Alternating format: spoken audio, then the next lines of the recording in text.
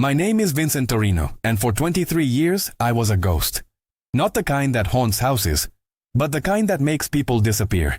I worked for the 5 families, moving between them like a shadow, carrying out contracts that kept the balance of power in New York's underworld. What I'm about to tell you will shake everything you think you know about organized crime in this city. There was always someone pulling the strings from behind the curtain, someone whose name never appeared in the newspapers or FBI files, someone who controlled it all while remaining invisible.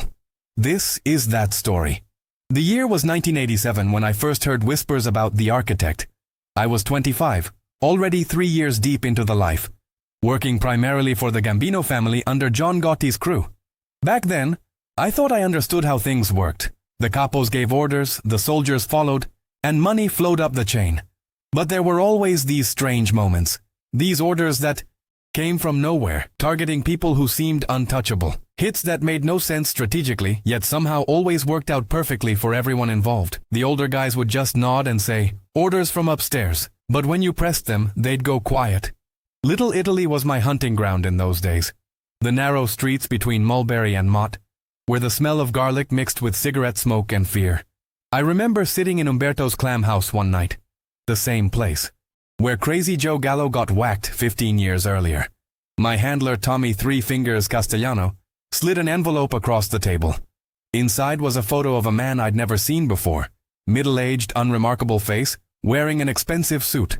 "This one's different," Tommy said, his voice unusually tense. "Word comes from the very top. Make it clean, make it quiet, and don't ask questions." The target was Anthony Marconi, a mid-level associate in the Lucchese family who ran numbers in Queens. On paper, it made no sense. He wasn't stepping on anyone's toes, wasn't skimming, wasn't talking to the feds. He was just a regular earner, the kind of guy who kept his head down and did his job. But when I started surveillance, I noticed something odd. Marconi was meeting regularly with people from all 5 families, not just Lucchese guys but Gambinos, Genoveses, Colombos, and Bonanos. These weren't social calls either.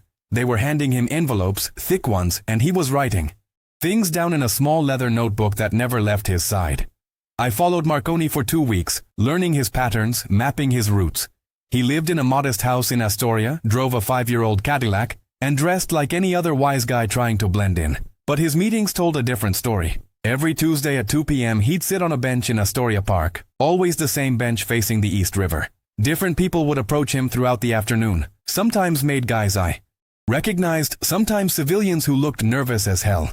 The conversations were always brief, always involved an exchange of something, and Marconi would make notes immediately after each one left. The hit was scheduled for a Thursday night. Marconi had a regular poker game in the back room of a social club on Northern Boulevard. I'd been inside twice, playing the part of a connected guy from Brooklyn looking for action. The place was perfect. Only one way in or out, no cameras, and the owner was the kind of guy who minded his own business as long as everyone paid their tab. I planned to walk in during the game, put 2 in Marconi's head while he was focused on his cards, and walk out the back through the kitchen. Clean, professional, exactly the kind of work that had built my reputation. But 20 minutes before I was supposed to make the hit, my pager buzzed. Tommy's number, followed by 911. I called from a payphone 2 blocks away, and his voice was shaking, something I'd never heard before. "Vincent, you need to abort, right now. Don't go near that club tonight."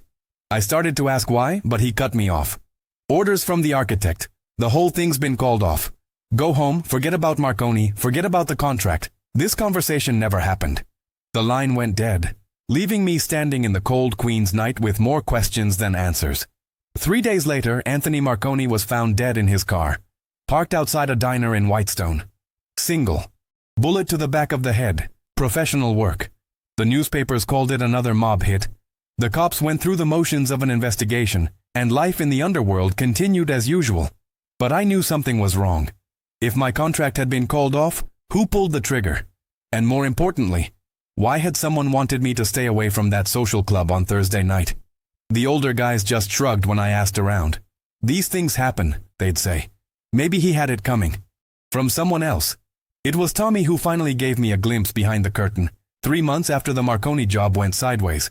We were having drinks at a bar in Bensonhurst, one of those places where everyone knows everyone, and strangers don't last long.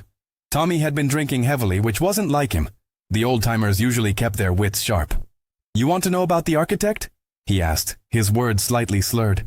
He's been around longer than any of us. Longer than the families themselves, some say. He's the reason we don't have wars anymore, not like the old days. He decides who lives, who dies, who gets to expand their territory. Tommy leaned in closer, his breath reeking of whiskey and cigarettes. You think John Gotti runs the Gambinos? You think the other bosses make their own decisions? They're all just pieces on his chessboard, Vincent. Every major hit, every territory dispute, every truce between the families. It all goes through him first. He's got people in each family. People who report directly to him. People who make sure his will gets done. I asked him how he knew all this, and Tommy's face went pale. Because I'm one of them, he whispered. And now, so are you. The next 15 years of my life were a masterclass in the true architecture of organized crime. I learned that the five families were never really separate organizations competing for territory and influence. They were divisions of a larger corporation, each serving a specific function in an intricate machine designed to maximize profit and minimize risk. The architect had built this system over decades, placing his people in key positions, ensuring that conflicts were managed, that law enforcement pressure was distributed evenly, and that no single family ever became powerful enough to threaten the balance he'd created. My role in this system was unique. While most soldiers worked exclusively for their own family, I was what Tommy called a bridge. Someone who could move between the families without raising suspicions, carrying out contracts that served the architect's larger purposes. Sometimes I'd eliminate a Colombo guy on behalf of the Genoveses. Other times I'd handle a problem for the Bonanos that officially had nothing to do with the Gambinos. To the outside world, and even to most wise guys, these looked like isolated incidents. But they were all part of a larger pattern. Moves on a chessboard only the architect could see. The money was extraordinary. While a typical soldier might earn $50,000 to $75,000 a year, I was pulling in $200,000, sometimes more. The cash came through different channels, sometimes from Tommy, sometimes from contacts in other families, occasionally from people I'd never met who seemed to know exactly who I was and what I did. There were bonuses for particularly difficult jobs, hazard pay for hits that required me to operate outside New York, and what Tommy called silence money. Payments that came with the understanding that certain jobs never got discussed, even among ourselves. But the real education came from observing how the system worked at the highest levels. I started noticing patterns in the orders I received, connections between seemingly unrelated hits and the larger power structure of the families. When a Lucchese capo got too ambitious and started muscling in on Gambino territory, he'd suddenly find himself the target of an internal investigation for skimming. When law enforcement pressure got too intense on one family's operations, another family would conveniently provide a distraction by allowing one of their lower-level guys to get arrested. It was all orchestrated, all planned, all designed to maintain the architect's vision of organized chaos. The architect's influence extended far beyond the traditional boundaries of organized crime. I began to see his hand in legitimate businesses, labor unions, construction companies, and even political campaigns. Money flowed through an intricate network of shell companies, offshore accounts, and legitimate investments. The five families weren't just criminal organizations. They were the enforcement arm of a business empire that touched every aspect of life in New York City. Construction projects, garbage collection, food distribution, entertainment venues. All of it connected, all of it controlled, all of it generating revenue that flowed up to the shadow figure none of us had ever seen. By 1995, I had carried out 43 contracts and participated in dozens of other operations. Each job taught me something new about the scope of the architect's influence. I'd eliminated corrupt cops who were taking money from competing organizations, crooked politicians who were threatening to expose the system, rival criminals who were operating outside the established order. Every target served a purpose in maintaining the delicate balance that kept the machine running smoothly. I was becoming one of the most trusted tools in the architect's arsenal, and with that trust came access to information that few others possessed. The breaking point came during what should have been a routine contract in the summer of 1999. The target was Maria Santos, a federal prosecutor who'd been getting too close to uncovering connections between several of the families and a series of construction company frauds. The order came through Tommy, as usual, but something felt different. The intelligence package was more detailed than normal, including not just her routines and vulnerabilities, but personal information about her family, her husband's work schedule, her teenage daughter's school activities, even her elderly mother's medical appointments. This wasn't just a hit. It was a threat to an entire family tree. I'd killed 43 people by that point, but they were all part of the life. Soldiers, capos, rivals, informants. People who knew the risks of the world they'd chosen to enter. Maria Santos was different. She was a legitimate prosecutor doing her job, trying to uphold the law in a city where the law had been compromised at every level. When I started surveillance, I saw her walking her daughter to school, helping her elderly mother with groceries, living the kind of normal life that most of us in the underworld had given up any hope of ever having. For the first time in my career, I began to question whether the order I'd been given was just. Tommy noticed my hesitation immediately. "Vincent, you're thinking too much," he warned during one of our regular meetings at a diner in Bay Ridge. "This is just another job. The prosecutor's gotten too close to things that could hurt all of us. The architect has decided she's a threat that needs to be eliminated." When I pressed him about why we couldn't just apply pressure through other channels, threaten her career, transfer her to another case, buy off her superiors, Tommy's face hardened. "Those decisions aren't ours to make. We follow orders. That's how the system works. That's how it's always worked." But I'd spent 12 years learning how the system worked, and I was beginning to understand that the architect's version of order came at a price that went beyond the criminal world. The prosecutor wasn't just investigating financial fraud, she was uncovering a network of corruption that included judges, police commissioners, city council members, and federal agents. If she continued her investigation, she might expose not just the five families' business interests, but the entire shadow government that the architect had built around them. The order to eliminate her wasn't about protecting the families, it was about protecting a system that had grown far larger and more influential than traditional organized crime. The night I was supposed to kill Maria Santos, I sat in my car outside her apartment building in Park Slope, watching her windows, knowing her routines, having already identified the perfect opportunity to make the hit look like a random robbery gone wrong. My gun was loaded, my escape route planned, my alibi established. Everything was in place for contract number 44. But as I watched her silhouette moving behind the curtains, probably helping her daughter with homework or preparing dinner for her family, I realized that pulling that trigger would make me something I'd never intended to become. A terrorist targeting innocent people to protect a corrupt system. I drove away that night without completing the contract, knowing that my decision would have consequences I couldn't predict or control. For the first time in my career, I'd failed to follow an order from the architect. Within 48 hours, I would learn exactly how far his influence extended, and how he dealt with tools that stopped functioning according to his design. The education I'd received over the past 12 years was about to be put to the ultimate test, and I wasn't sure I was prepared for what came next. 3 days after I failed to eliminate Maria Santos, my world began to unravel in ways I never could have anticipated. The first sign came when I arrived at my usual meeting spot with Tommy and found it empty. Tommy, 3 fingers. Castellano, who'd been my handler and closest thing to a mentor for over a decade, had simply vanished. The bartender at our regular place said he'd received a call saying Tommy was taking a vacation. But something in his eyes told me he didn't believe it any more than I did. When I tried calling Tommy's pager, the number had been disconnected. It was as if 12 years of partnership had been erased overnight. The second sign was more subtle but infinitely more terrifying. I started noticing the same faces in different places. A guy reading a newspaper outside my apartment building in the morning would be sitting in a coffee shop near my gym in the afternoon. A woman walking her dog past my car would show up again hours later at a restaurant where I was having dinner. These weren't the usual FBI surveillance teams I'd learned to spot over the years. These were professionals, the kind of watchers who only came out when someone very powerful wanted to know your every move. I realized I was being evaluated, studied, measured for something I couldn't yet understand. The third sign came in the form of a manila envelope slipped under my apartment door while I slept. Inside was a single photograph. Maria Santos walking out of her office building, very much alive, with a red circle drawn around her head and a date written on the back. 3 days in the future. No note, no explanation, just a clear message that my failure to complete the original contract was being seen as a temporary delay rather than a permanent refusal.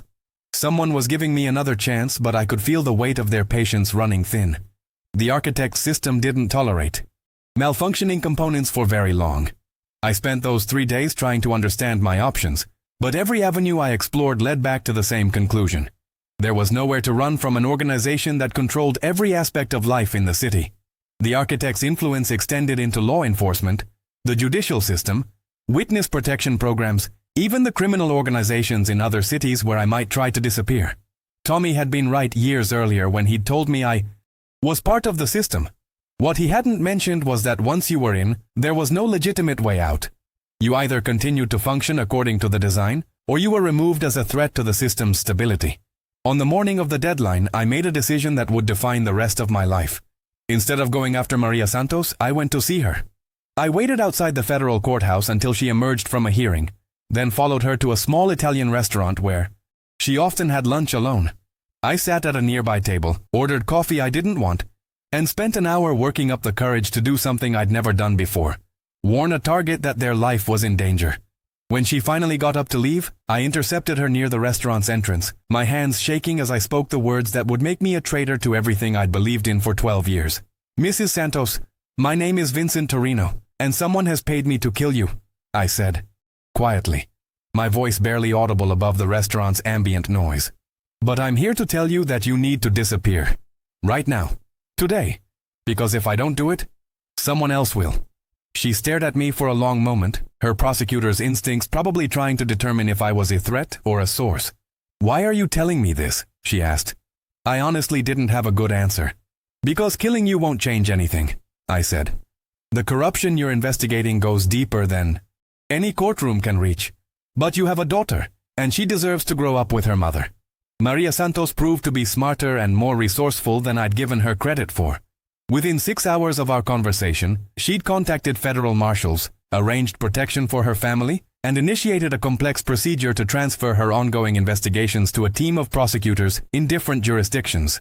By evening, she and her family had effectively vanished into the federal witness protection system, beyond the reach of even the architect's long arms. But her disappearance created a new problem. I'd not only failed to complete my contract, I'd actively interfered with it. In the architect's system, that wasn't just insubordination, it was treason. The retaliation began that same night. I returned to my apartment to find the door ajar and every piece of furniture overturned. But this wasn't a burglary or even a search. It was a message. Items of personal value were left untouched while meaningless objects were destroyed with surgical precision. A framed photo of my mother was shattered, but the expensive watch on my dresser remained untouched. My television was smashed, but the cash I kept hidden in my bedroom wasn't taken. Someone wanted me to know they could reach into my most private spaces whenever they chose, and that my continued existence depended entirely on their restraint. Over the following weeks, the psychological pressure intensified in ways that demonstrated the architect's sophisticated understanding of human nature. My credit cards were mysteriously canceled and then reinstated. My phone service was interrupted and restored without explanation. Reservations I'd made at restaurants were mysteriously lost, only to be found again when I arrived. These weren't random inconveniences, they were carefully calibrated reminders that every aspect of my normal life existed at the sufferance of someone who could disrupt it at will. I was being shown in the most personal way possible exactly how much control the architect exercised over the city and everyone in it. The final message came 3 weeks after Maria Santos disappeared.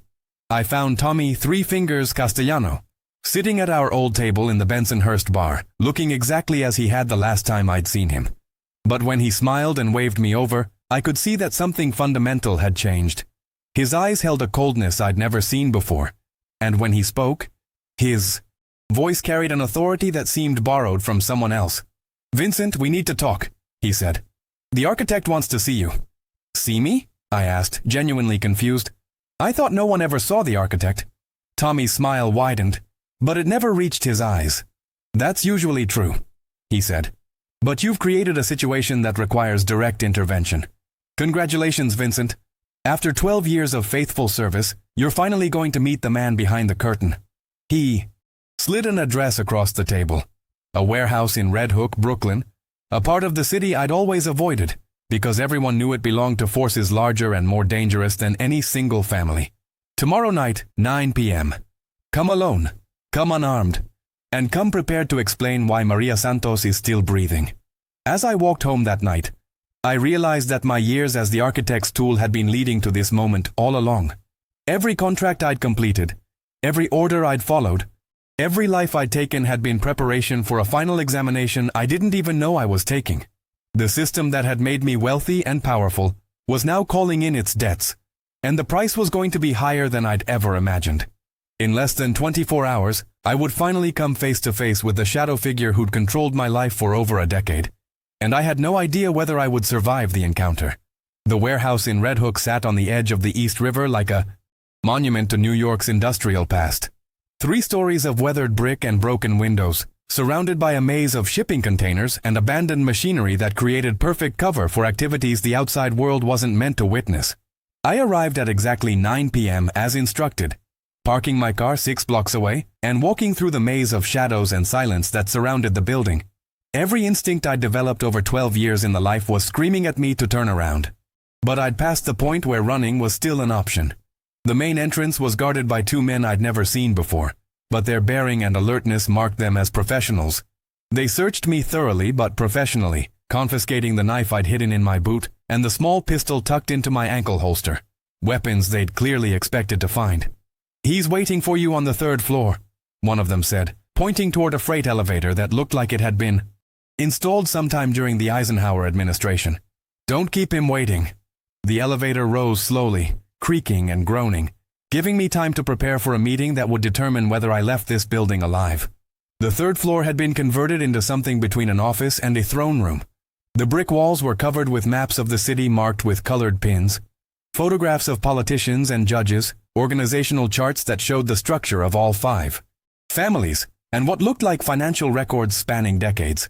At the center of it all sat a man who could have been anyone's grandfather, thin, well-dressed, probably in his 70s, with silver hair and kind eyes that seemed completely out of place in this environment. He was reading a thick folder when I entered, and didn't look up immediately. "Vincent Torino," he said finally. "Please, sit down. We have a great deal to discuss." I'd expected the architect to be many things. Intimidating, cruel, obviously powerful. But I hadn't expected him to seem so ordinary. He could have been a retired accountant or a college professor, the kind of man who fed pigeons in the park and complained about his grandchildren not visiting often enough. But as he closed the folder and looked at me directly, I began to understand that his unremarkable appearance was itself a weapon. This was a man who'd built an empire by being underestimated, by convincing everyone around him that he was less dangerous than he actually was. "You're wondering who I am," he said, his voice carrying just the slightest trace of an accent I couldn't identify. "My name is Anthony Benedetto, though I suspect you know me by other names. I've been watching your career with interest, Vincent. 43 successful contracts over 12 years, each one executed with precision and professionalism. You've been one of my most reliable tools." He paused, opening another folder that contained photographs I recognized, crime scenes from jobs I'd done years earlier. But tools that stop functioning according to their design become liabilities, and liabilities in my business must be managed carefully. Benedetto rose from his chair and walked to one of the maps on the wall, pointing to various colored pins with the tip of his finger. "Do you understand what you're looking at, Vincent? This is 30 years of careful planning, strategic positioning, and calculated violence. Every pin represents someone who either serves my interests or has been eliminated because they threatened them. The 5 families think they're independent organizations competing for territory and influence, but they're actually components in a machine I designed to maximize profit while minimizing risk. You've been part of that machine since Tommy recruited you in 1987. He turned back to face me, his kind eyes now carrying an undertone that made my blood run cold. "The prosecutor you were supposed to eliminate wasn't just investigating financial fraud, Vincent. She was 6 months away from uncovering a network of corruption that includes federal judges, police commissioners, city council members, and agents in 3 different federal law enforcement agencies. If she'd been allowed to continue her work, she could have exposed 30 years of careful construction and cost me hundreds of millions of dollars in lost revenue. Your failure to complete that contract wasn't just insubordination. It was an act of economic warfare against everything I've built. But I've been thinking about your decision," Benedetto continued, settling back into his chair with the casual air of someone discussing the weather. "And I've concluded that your refusal to kill Maria Santos wasn't motivated by conscience or moral awakening. It was motivated by fear. Fear that killing a federal prosecutor would bring too much heat, too much attention, too much risk to your own continued survival. You weren't protecting her, Vincent. You were protecting yourself. And that kind of self-interested calculation is exactly the trait I value most in my most trusted associates." I started to protest, to explain that my decision had been about more than self-preservation. But Benedetto raised his hand for silence. "Don't insult my intelligence with talk of moral transformation, Vincent. I've been studying human nature for longer than you've been alive. People don't change their fundamental character overnight. You're a Killer because that's what you are, not what circumstances forced you to become. The only question now is whether you'll continue killing for me, or whether I'll need to find someone to kill you. The choice he presented was elegantly simple and terrifyingly absolute. I could accept a new role in his organization, one that would require me to eliminate not just traditional targets, but anyone who threatened the shadow government he'd constructed around the 5 families.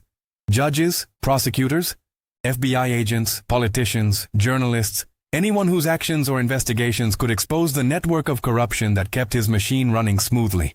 The pay would be extraordinary, the protection absolute, and the work would keep me busy for years to come.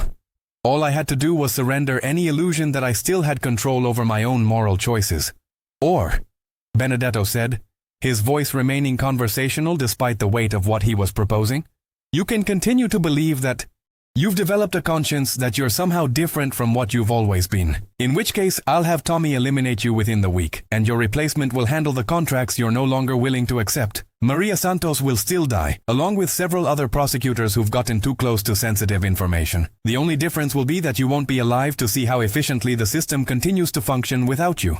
I sat in that converted warehouse for nearly an hour, listening as Anthony Benedetto laid out his vision for the future of organized crime in New York City. He spoke about expanding into new territories, buying influence in Washington, creating partnerships with criminal organizations in other countries. He showed me financial projections, organizational charts, even architectural plans for legitimate businesses that would serve as fronts for money laundering operations. It was a masterclass in criminal enterprise, delivered by a man who'd turned violence into a precise science and corruption into a sustainable business model. When he finally finished his presentation, Benedetto leaned back in his chair and studied my face with the intensity of someone trying to read my soul. What's it going to be, Vincent? Are you going to continue pretending you're something you're not? Or are you going to embrace what you've always been, and let me make you richer and more powerful than you ever imagined possible? The only question hung in the air between us like smoke, carrying with it the weight of every choice I'd made over the past 12 years, and every choice I'd have to make for whatever remained of my life. I looked at the maps on the walls, the photographs of targets eliminated and corrupted officials purchased, the organizational charts that showed how completely Benedetto had infiltrated every level of government and law enforcement in the city. I thought about Maria Santos, probably living under a new name in some anonymous suburb, trying to rebuild her life while knowing that powerful forces were still hunting her. I thought about Tommy, who'd been my mentor and friend until the system demanded that he become my executioner. And I thought about the 43 people I'd killed, none of whom had been given the choice I was being offered now. I need some time to think about this, I said finally, knowing even as I spoke that I was probably signing my own death warrant. Benedetto's smile never wavered, but something shifted behind his eyes. Of course you do, he said. This is a big decision, and I wouldn't want you to make it hastily. You have until Friday, 3 days to decide whether you want to continue being part of the solution or become part of the problem that needs to be solved. Tommy will be in touch with your final answer. He stood up, extending his hand as if we'd just concluded a successful business meeting.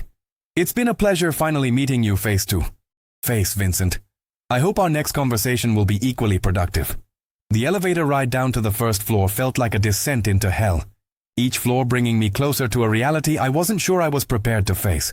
The 2 guards who'd searched me on the way in were waiting at the bottom with my weapons, returning them with the same professional courtesy they'd shown when taking them.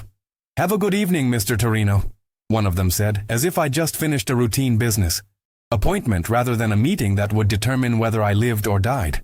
I walked out into the Brooklyn night, knowing that everything had changed and nothing could ever be the same again. The 3 days that followed were the longest of my life.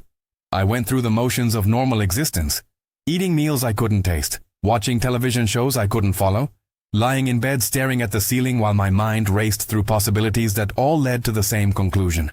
There was no escape from the system Anthony Benedetto had built, no witness protection program that could hide me from an organization that had corrupted the very agencies designed to protect people like me. I could accept his offer and become a more specialized kind of killer, or I could refuse and die knowing that my death would change nothing about the machine that would continue operating without me. On Thursday night, less than 12 hours before my deadline, I made a decision that surprised even me. I drove to Queens, to the modest house in Astoria where Anthony Marconi had lived before someone put a bullet in his head 12 years earlier.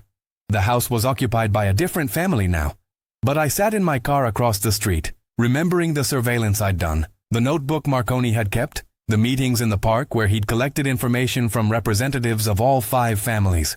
I finally understood what that notebook had contained, and why the architect had wanted him eliminated before I could get close enough to see what he was really doing.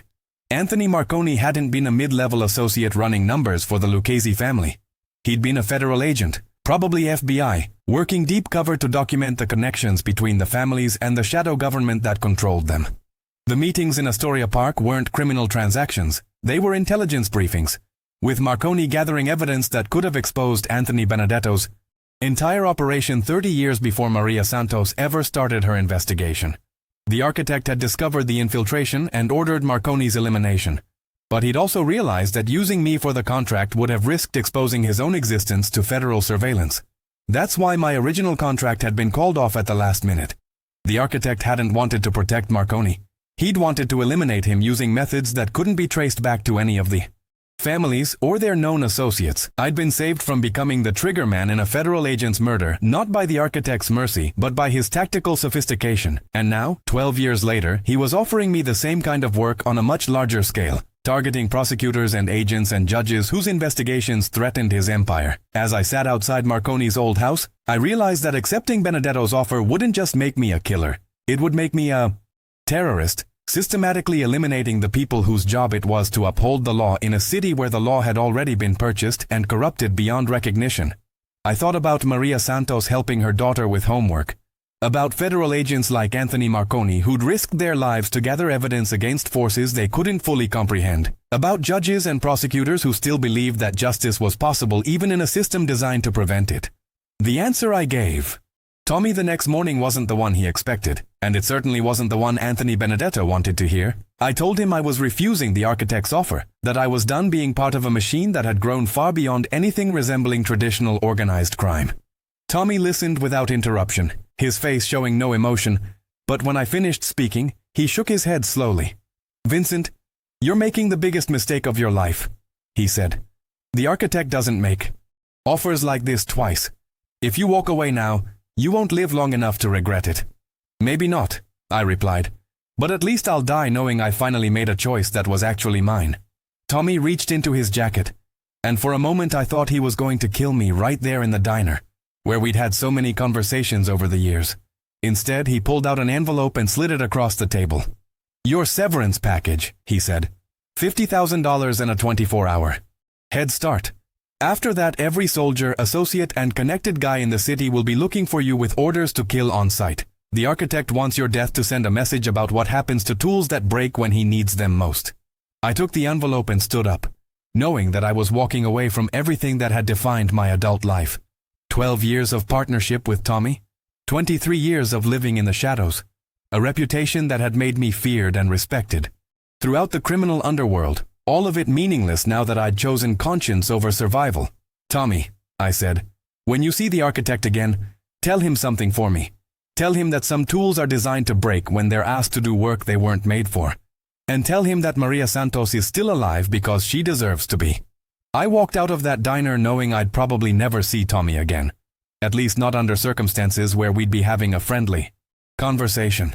The 24-hour head start he'd mentioned wasn't really a gift. It was a ritual, a final gesture of respect for someone who'd served the system faithfully before betraying it. But I also knew that 24 hours wasn't nearly enough time to disappear completely from an organization that controlled every aspect of life in the city where I'd spent my entire adult life. The next 18 months were a masterclass in survival, constantly moving, changing identities, staying one step ahead of hunters who never seemed to give up the chase. I learned to live without